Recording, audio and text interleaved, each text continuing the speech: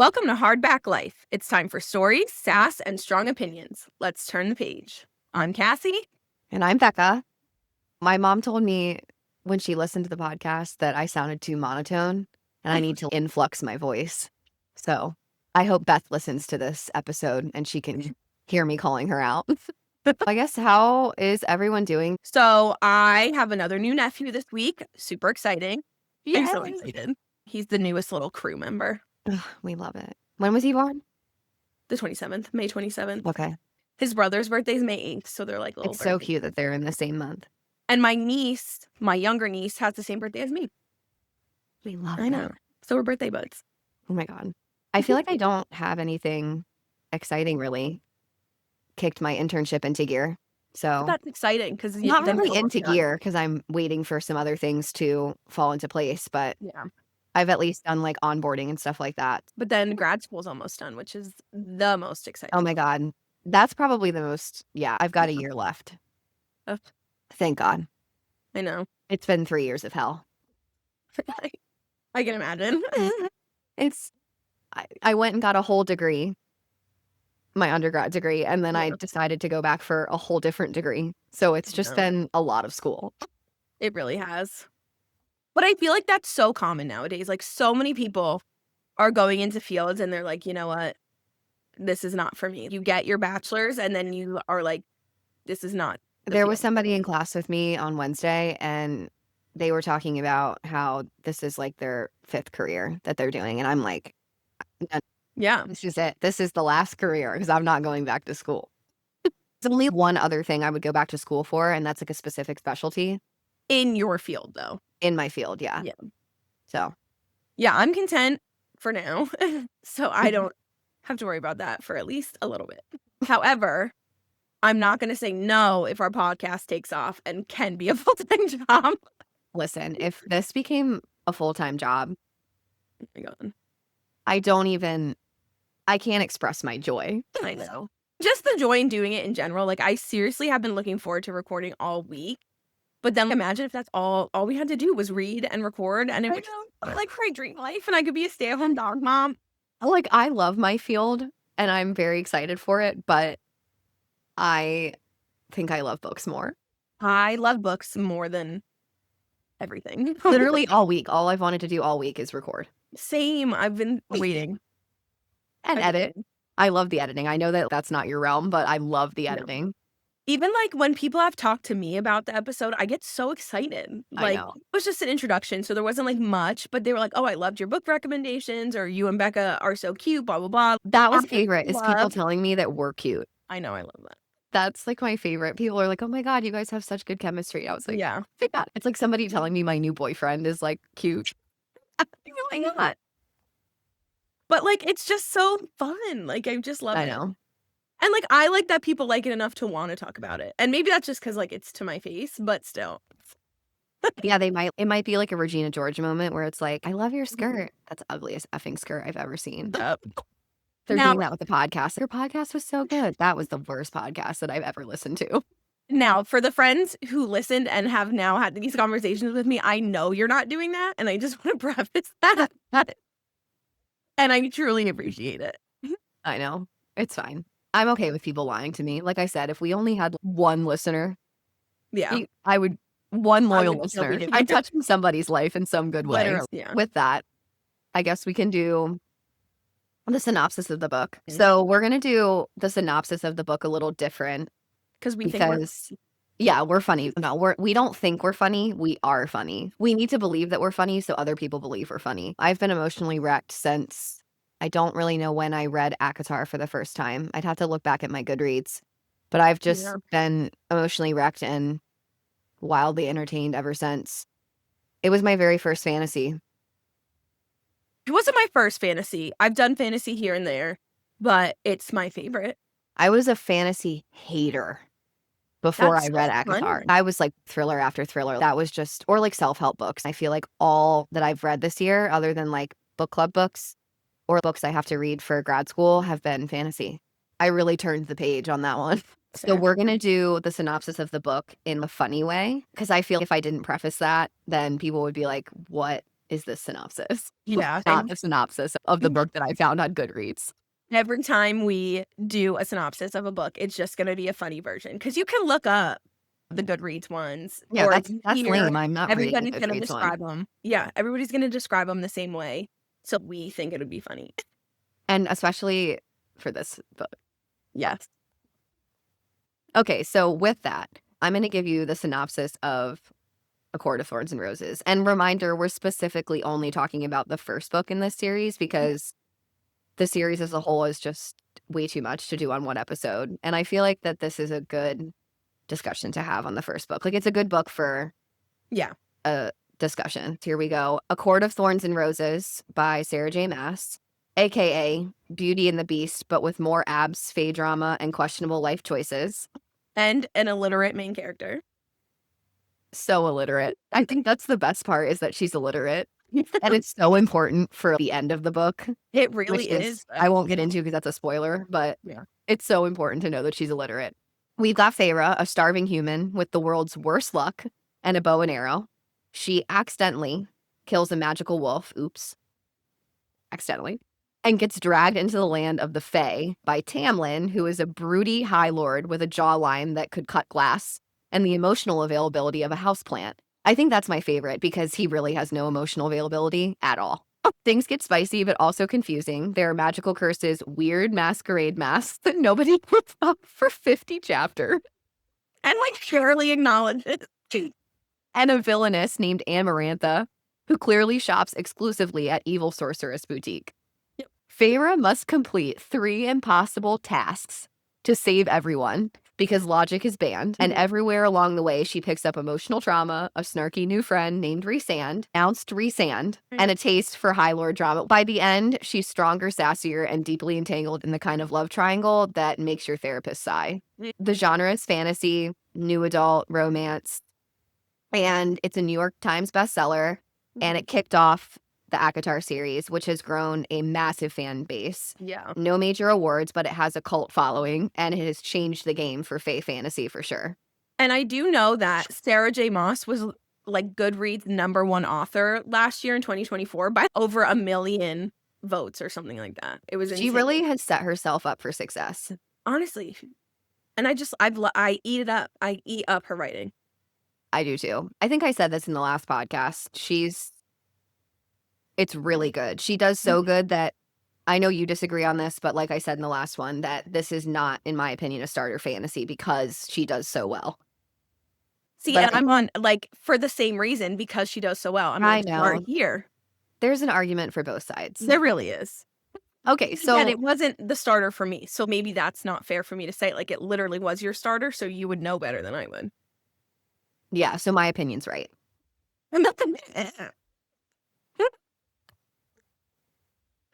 Let's talk about characters first, because I feel like that's a good spot to start.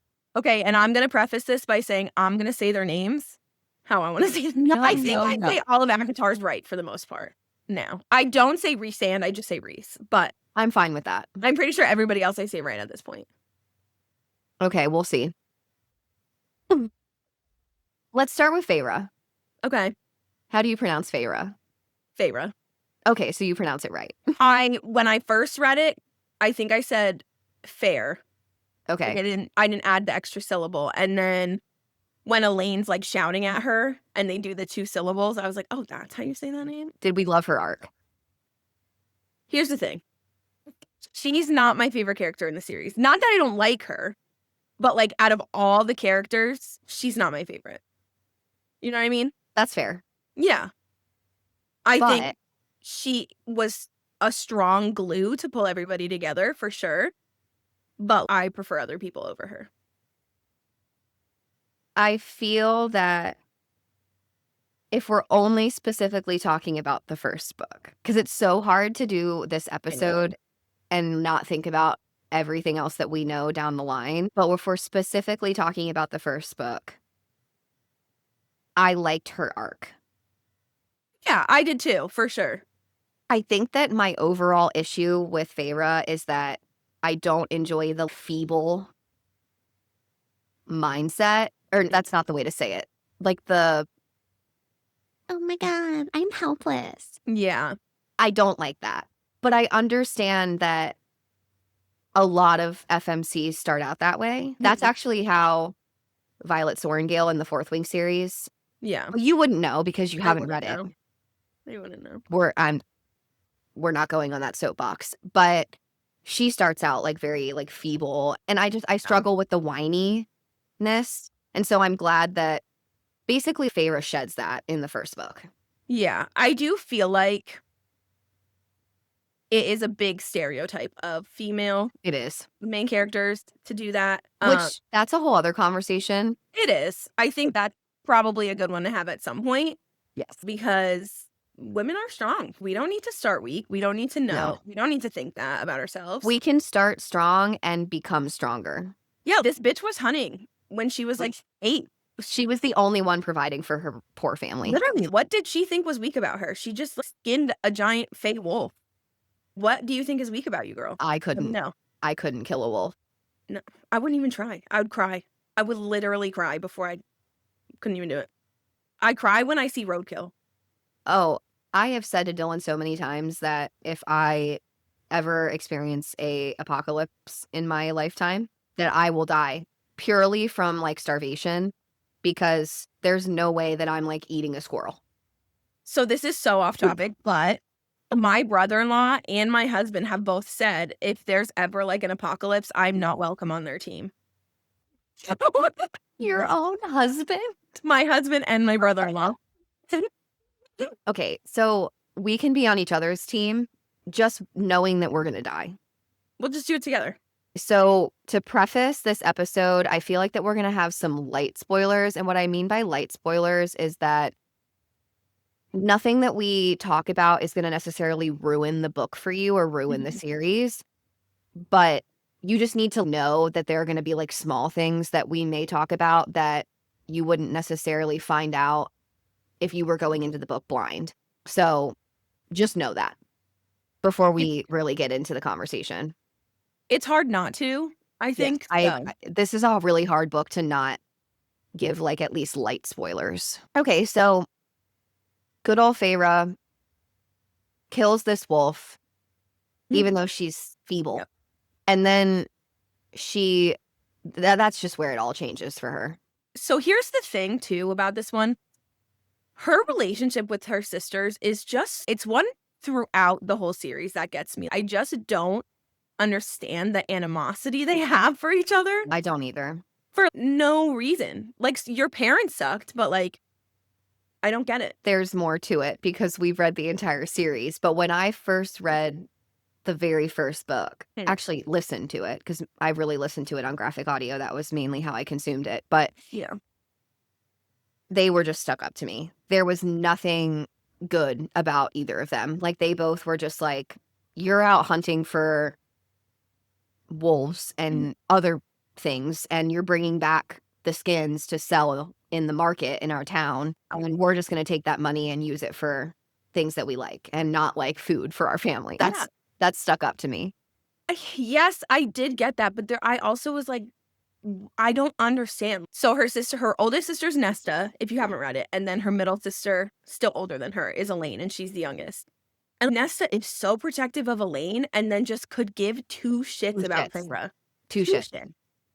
Feyre was the youngest when their life went to crap. Specifically Nesta, but I feel like she's jealous of Feyre because honestly and truly, I don't feel like at this point, obviously in the series, at the beginning, in the very first book, that Nesta's in a place where she's strong and willpowered. There's no way she could be out hunting. So like, I think she's jealous. I think she's intimidated by her younger sister who can go out and hunt and provide for the family, but she like doesn't have anything to offer. And I think that she's like being rude about it. Yeah, I don't know. I guess I don't really have any other feelings other than I just don't get it.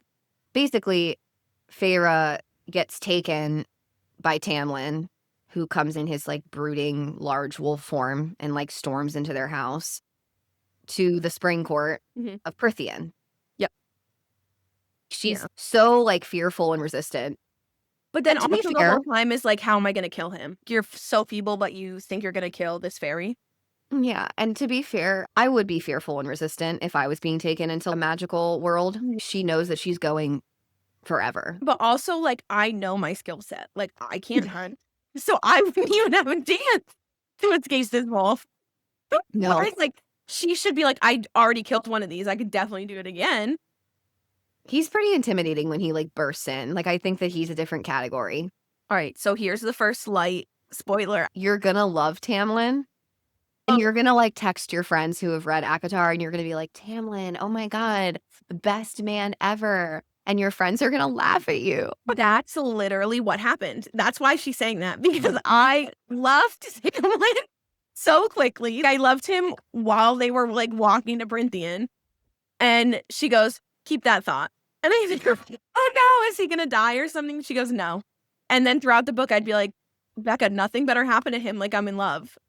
All readers who start the ACOTAR series and don't know what happens with Tamlin down the line, which obviously I'm not gonna spoil that right now, but who don't know what happens with him down the line are as ignorant as Feyre.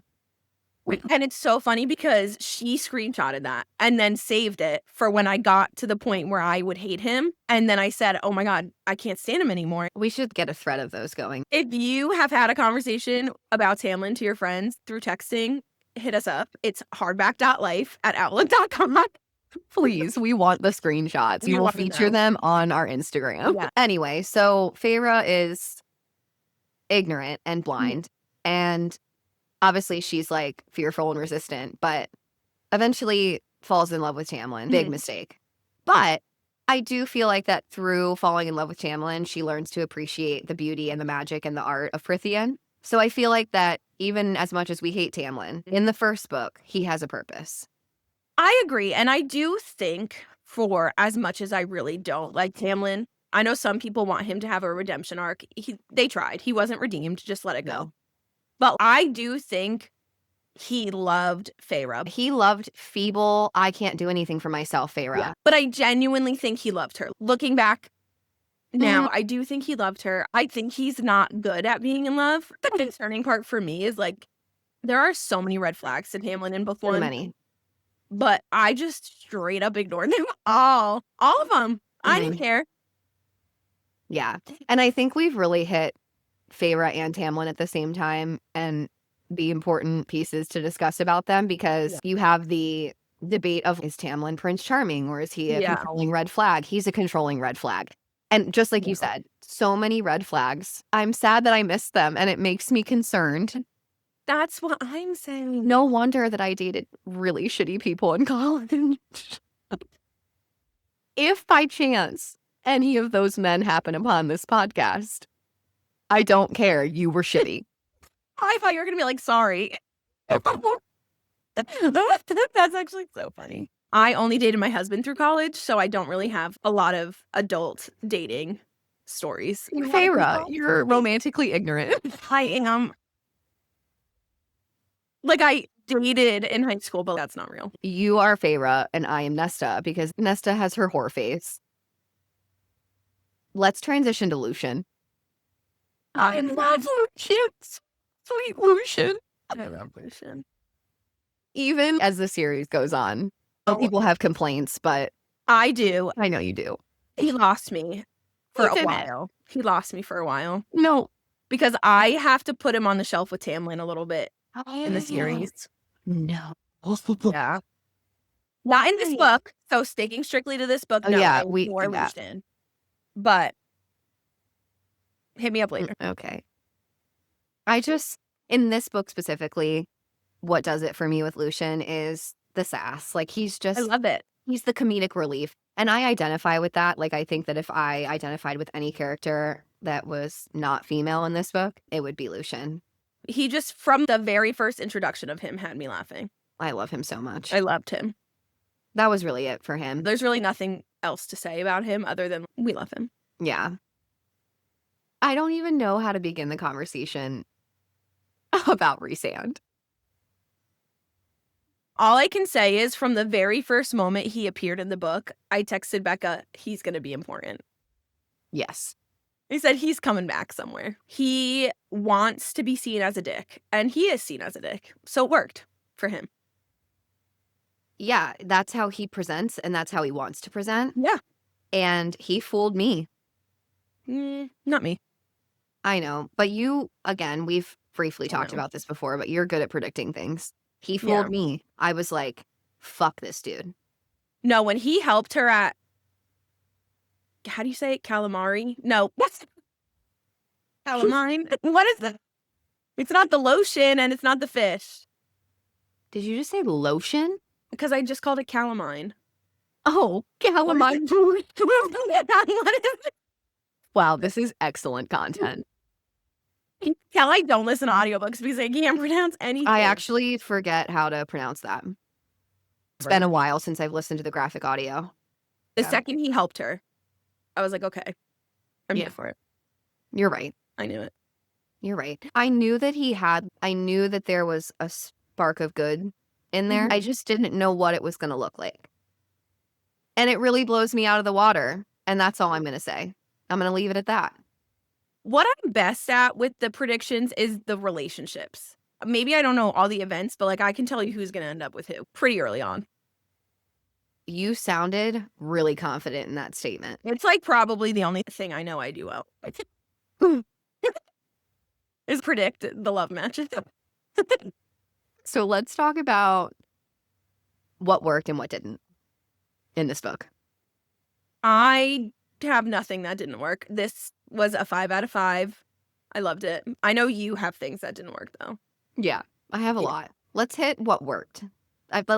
Before I voice my complaints, I feel like for me, and just like overall, I really liked the lore in this book. It really did give me chills. The lore is like what I fell in love with fantasy. And I look for that in all fantasy books. So that really worked for me. Specifically, the character, Suriel. I love him. And if you haven't read this series, and you're not going to understand why we're like, so, oh my God, the Suriel, but oh my God, the Suriel. And then the trials, obviously, that come at the end of this book, which I won't say anymore to like ruin, but that worked for me because I feel it tapped into my love for like Hunger Games and Divergent and things like that. So that worked for me. Now looking back, it reminded me a lot of Powerless. Yes. Like that kind of idea. It was like a mix of Hunger Games and Powerless for me. But better than Powerless. And I'm not trying to hate on Powerless. I enjoyed that book. Powerless doesn't stand on the same pedestal as ACOTAR. Sorry, but SJM's in her own league for me. I agree. I feel like the only series that has stood up against SJM's writing for fantasy is Holly Black, the Cruel Prince series. That's on my TBR. You need to read that. We don't have to go into that right now. It's a YA series, but it doesn't feel YA. It's really good. Got a whole rabbit hole of how some of these books should not be YA. Like Throne of Glass should not be YA. That's ridiculous. It's not YA.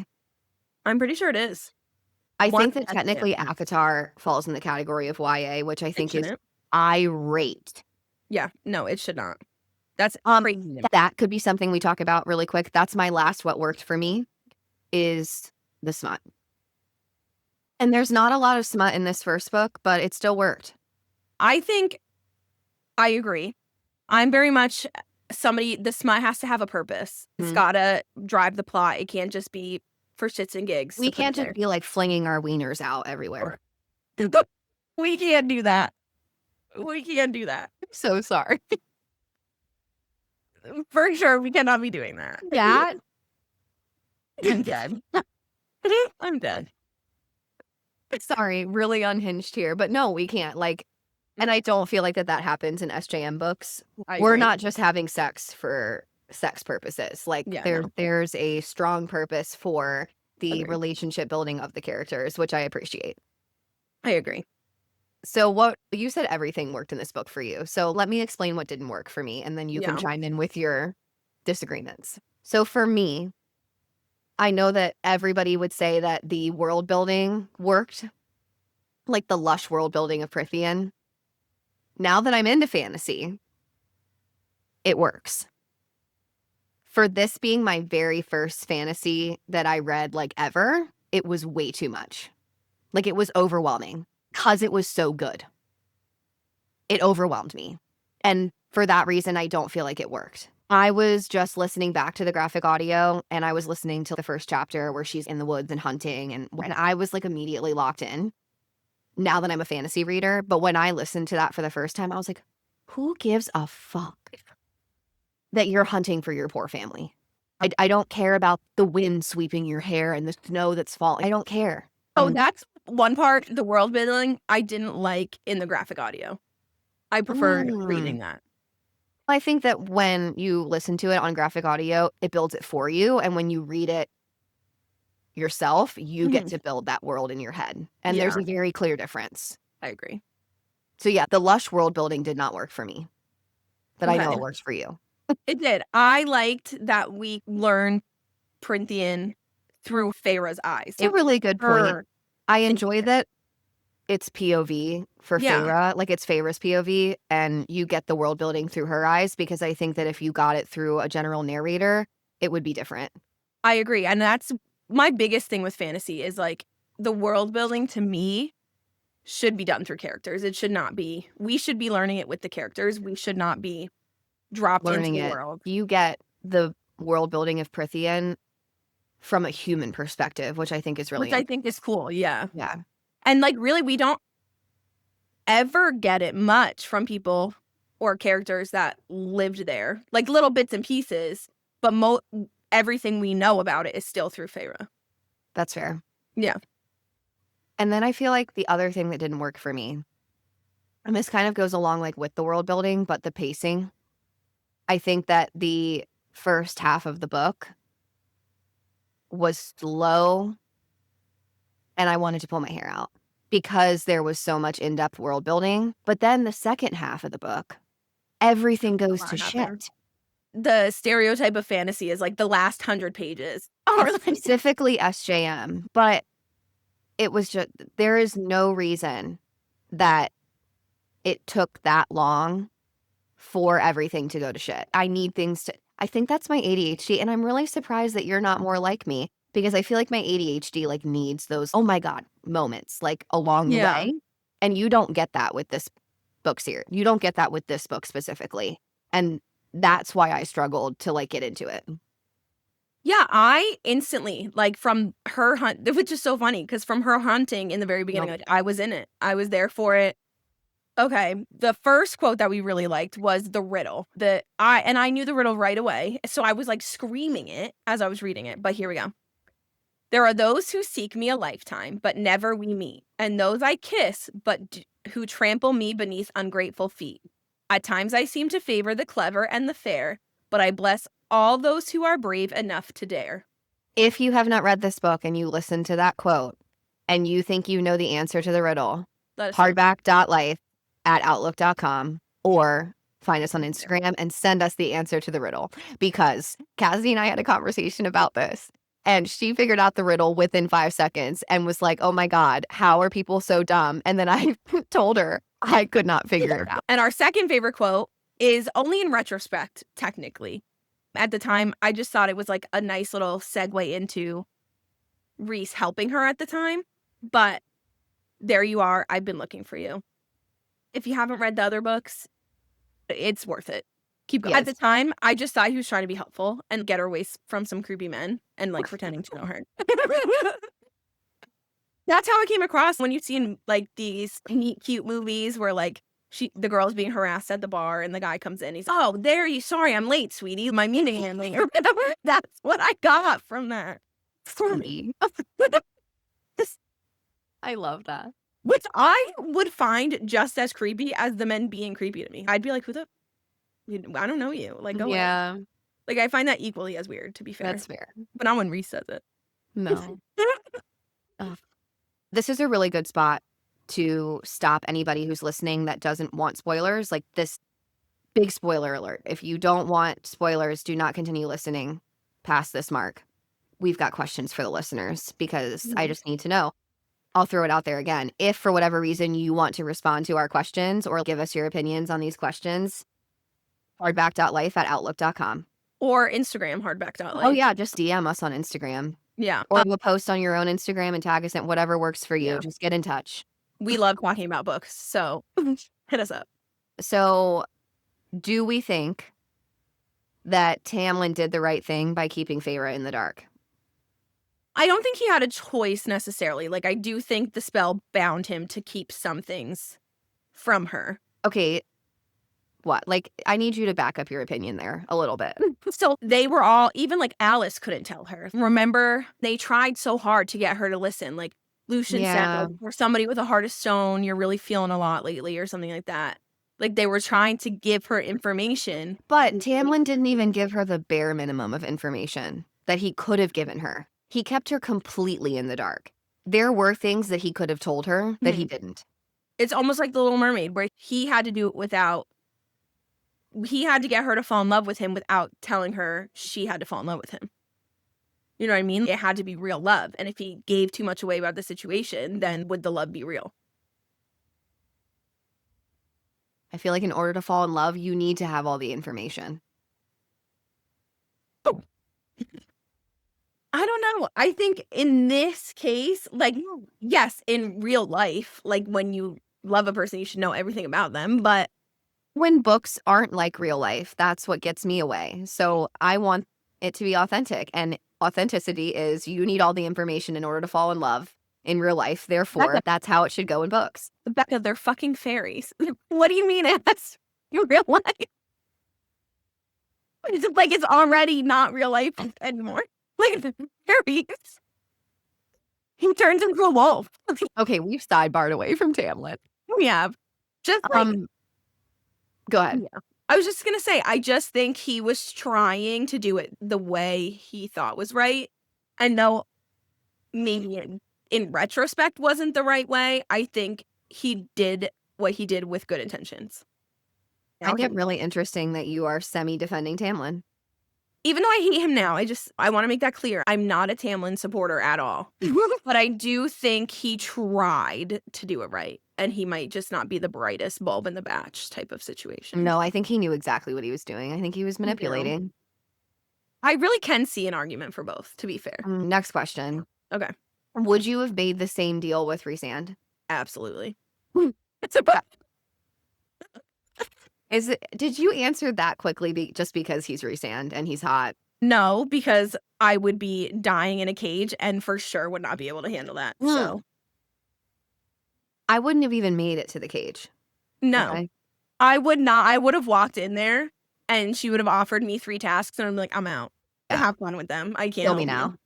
now. Yeah, no, I would have made the same deal. And It's important to point out though, speaking of, Feyre did say that Rhys was the most handsome man she's ever seen. So I'm sure that wouldn't hurt his chances of making me do a deal with him. But for sure would just be the fact that I was dying. I think when you're like in that circumstance, you're going to do anything you can to survive. I would have made the same deal. We'll stick with keeping under the mountain. Was Amarantha a compelling villain or just cruel for cruel's sake? That's a hard question. It's not for me. She was cruel for cruel's sake. She was a good villain. Like, I liked her. But she was just, God, she was a bitch. She was. And can I give the theory why I think that, though? It's not spoiling because nothing has been said. Yeah, but we're in our spoiler section, so it doesn't matter. I think Amarantha and Tamlin are mates. And that Tamlin just wants to deny it, and he pissed her off. I think Tamlin refused to acknowledge it. He doesn't want to be with her. And I think that sent her into a spiral. Like, she was already a bad person, fairy, whatever you want to call her. And I think that just pissed her off. That she was denied. I think that really makes sense for solely the fact that if she felt denied and undermined, essentially, he denied the mating bond. Yeah. No wonder she would make Rhysand her sex slave. Yeah, because he hated him. Also, it just gives me the ick that he had to have sex with Amarantha. I know. I try not to think about it that often. Okay. Ratings. 5 out of 5. Easy. So quick. This one's 5 out of 5 for me. So this one was a 3 for me because I originally ranked the part 1 of graphic audio a 2 Wow, that low. because it was slow and boring. And then the second half, I ranked a 3. As a whole book, 3. 5. I know. It gets better. It gets better as I move through the series. By no means is the first one my favorite. I still just think it's a 5 out of 5. I solely struggle to recommend this series to people because of how painful the first book was for me. Like, I tell people, I'm like, listen, it was my first fantasy, so take that with a grain of salt. But if you struggle to push through slow things, this is not it for you. No, I will recommend it to everybody, and I already have. And when they asked me about it, I said, my friend says that it's a slow start, but she's wrong, so just keep reading. Literally, it's how I say it. This podcast is canceled. I'm not talking to you anymore. No, I love it so much. You're on a ban for the next week. That was so hard. I'm blocking you. I guess we're at the end here. So next week, we're diving headfirst into First Lie Wins, and that is by Ashley Elston. It's actually a Rhys book club book. Fun fact, this was our first book club book. Follow us on Instagram and TikTok. If you enjoyed this podcast, send it to your friends who are book lovers. We appreciate it. Rate it, comment, we'll comment back. Until the next chapter, stay cunning, stay brave, and remember, you are your own high lady.